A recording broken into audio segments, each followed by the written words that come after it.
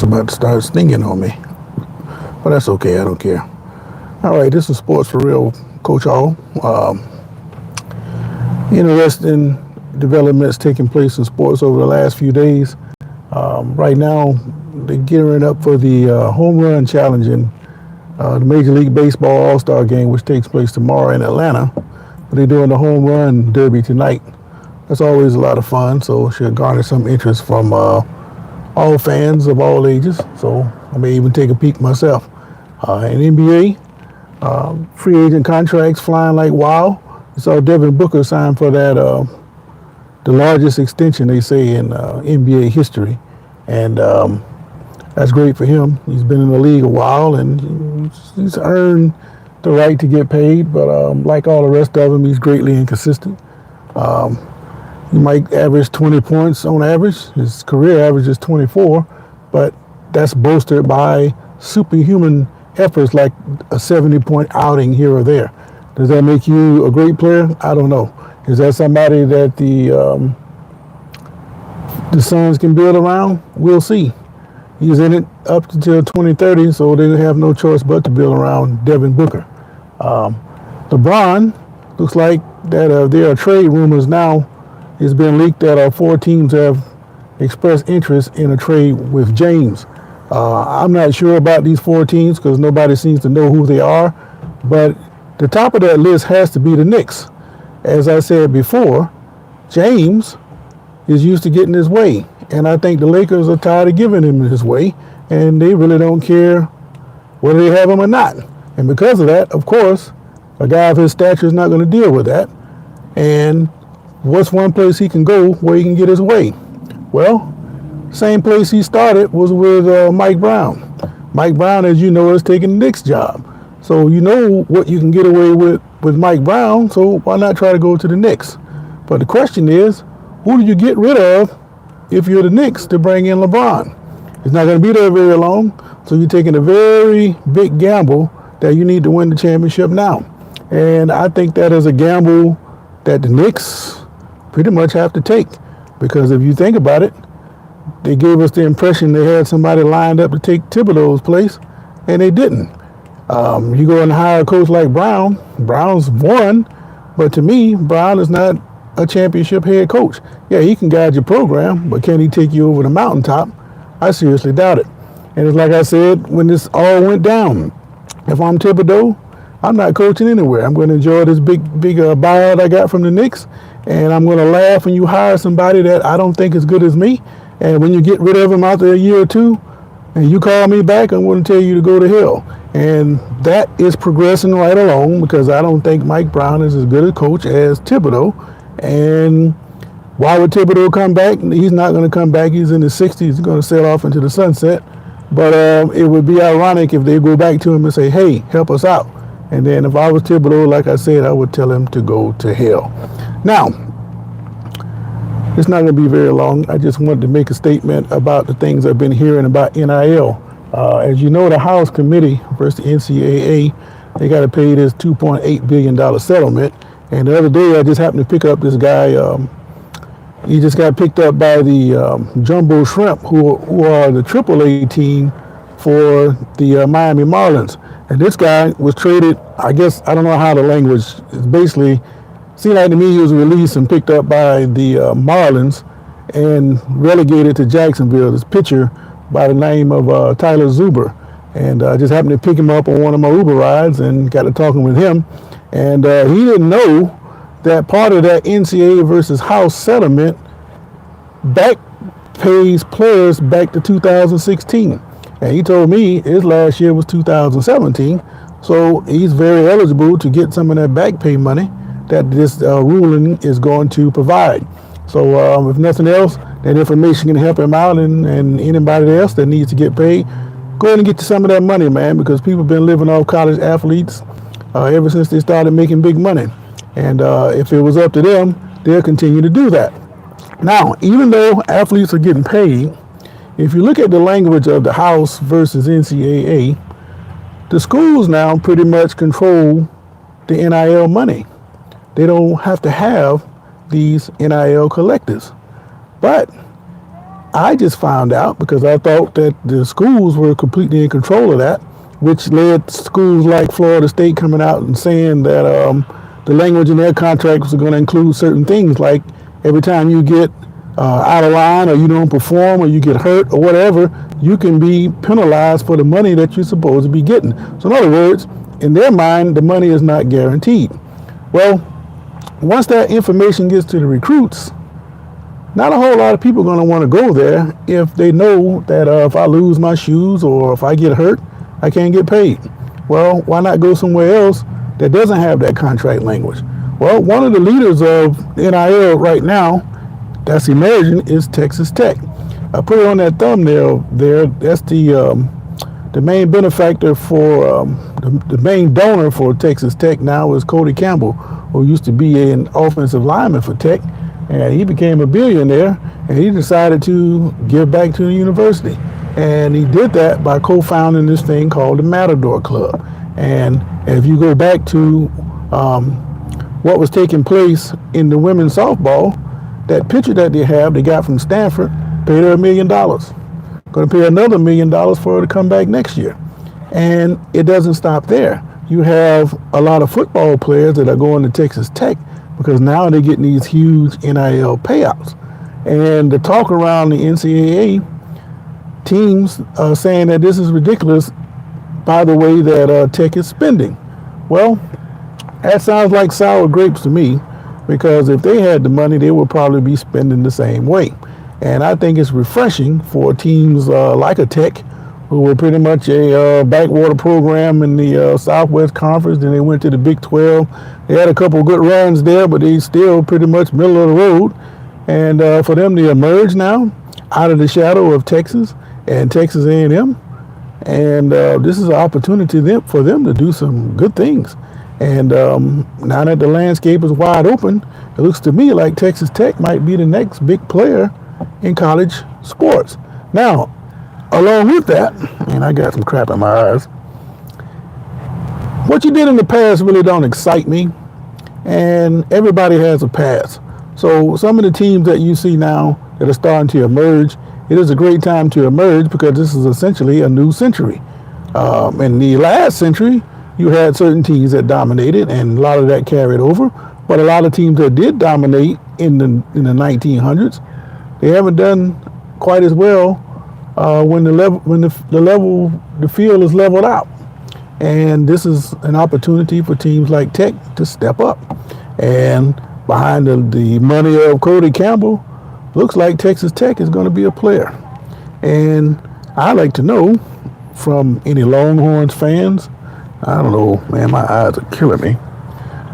Any Longhorns fans, do you have the money? I know there's a lot of deep-pocketed A&M and Longhorns boosters, but do you see this as a threat from Texas Tech? Now, a couple months ago, I picked up the father of one of the running backs for the University of Texas. We got into a conversation about how things operated with Texas and this NIL deal. He didn't realize his son was making as much money as he was, and he kind of found that surprising. And when you look at schools like Texas, you know they have those donors, but they're not the only ones that have money. And now other schools are starting to produce this money, much in the way that the Longhorn fans are doing. I'm gonna have to cut this short. My eyes are burning up. I shouldn't start digging at them, but I should have known better than that. But the thing is, I think Texas will always be at the forefront. Texas A&M tried to get away from Texas. That's why they went to the SEC in the first place.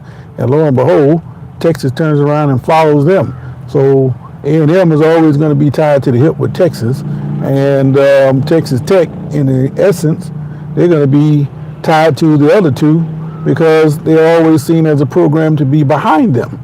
Well, this is a game changer. And as long as the NIL remains pretty much unregulated, expect Texas Tech to be a player in this, and I don't have a problem with it.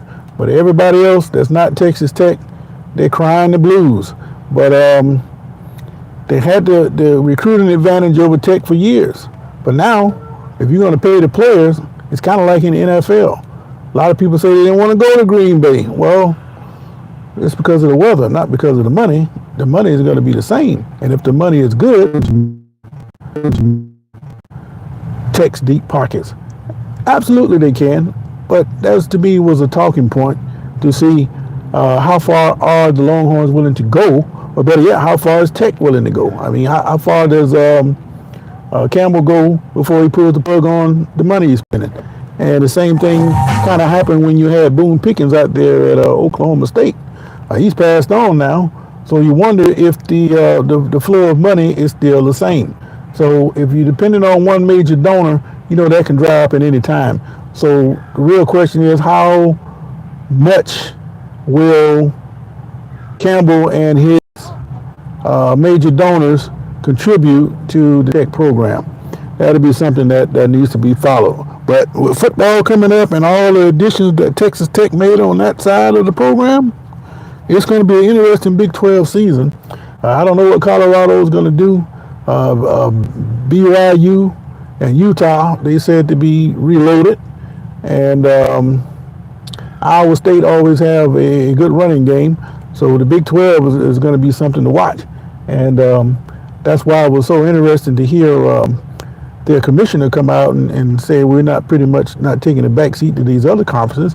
Because if you following what's going on, the Big 10 and the SEC wants to expand the playoffs to 16, but they want to have a guaranteed of 4 teams each, which means the Big 12 and the ACC would only get a guaranteed 2 teams.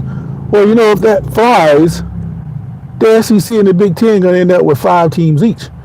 But is that really a national championship game? I mean, national championship tournament when you're only dealing with only a certain part of the country. Now, I realize that the Big Ten's got 18 teams and the SEC has 16, but it's not really encompassing the entire nation if you're only dealing with 2 regions of the country. Now, the old Pac-12, you know, that died when those 4 teams transferred out. The thing is, they're slowly rebuilding. They don't have the big names that they used to have, but that doesn't mean that those big names can't turn into bigger programs down the line. One program that's worth noted that you might want to keep your eyes on, that you didn't hear anything about anywhere, was Grand Canyon University. Now, all of a sudden, they're starting to grow.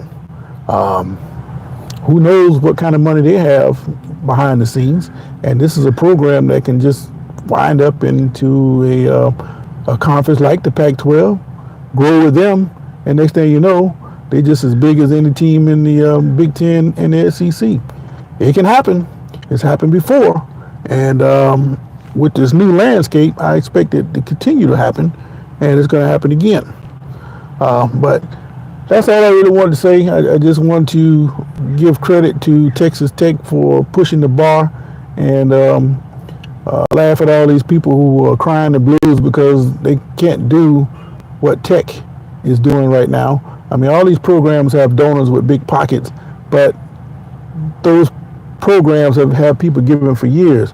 You never heard about people at Texas Tech giving like the way they're giving now. A&M, yes. Texas, yes. But not Texas Tech.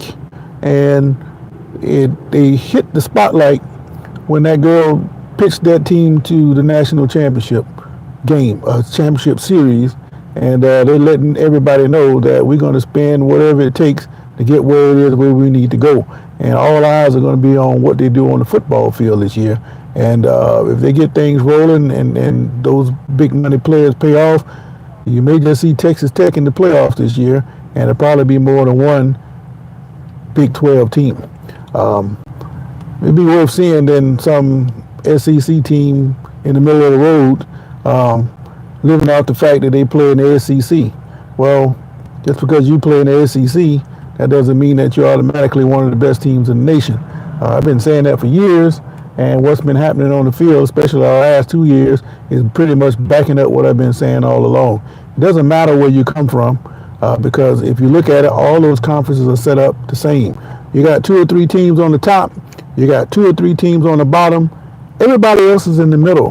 And if you put them all into the bag and shake it up, then you get this college playoff system like you have now, and it's great to see, and I hope that continues. But as far as LeBron goes, it's about time for him to sail off into the sunset anyway. But if he really don't want to be second fiddle to Luka, go on over to New York and play with Mike Brown, man, and maybe you can motivate Karl Towns and get Brunson to pass the ball a little bit more, and the Knicks can be troublesome.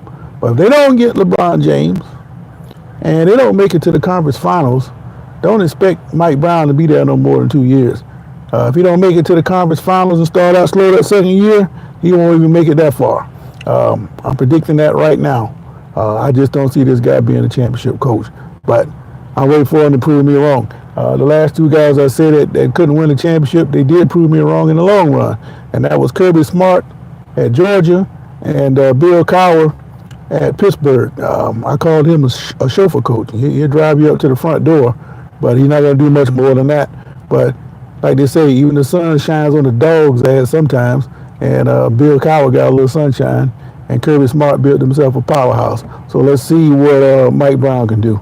All right. So anyway, I hope you like and subscribe the content today, and unless there's some breaking news, I'll catch you guys in the morning. Until then, this is Sports for Real.